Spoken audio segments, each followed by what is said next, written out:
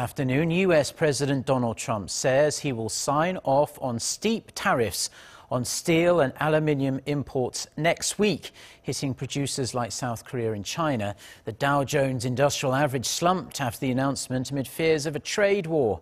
Park Jong-hong starts us off.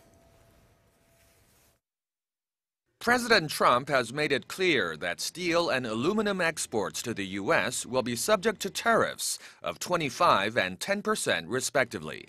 Trump is slated to sign an executive order next week, making it official. The plan was unveiled after a White House meeting with industry executives on Thursday. President Trump added the move is aimed at propping up the U.S. industry and creating jobs for American workers.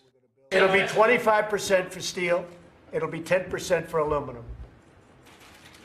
And it'll be for a long period of time. We'll be signing it in, and you will have protection for the first time in a long while, and you're going to regrow your industries. He also said U.S. companies had been, quote, decimated and had been treated unfairly by other countries for decades. Analysts say it's unclear whether the rates of 25% for steel and 10% for aluminum will be instituted across the board or have some exceptions.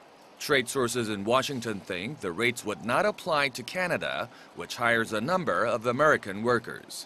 In any case, if the rate turns out to be final, South Korea will be letting out a sigh of relief, as the U.S. Commerce Department had initially suggested dropping a tariff bomb of more than 53% on 12 countries, including Korea. Following Canada and Brazil, South Korea is the third largest exporter of steel to the U.S., with last year's export volume estimated at 3.65 million tons.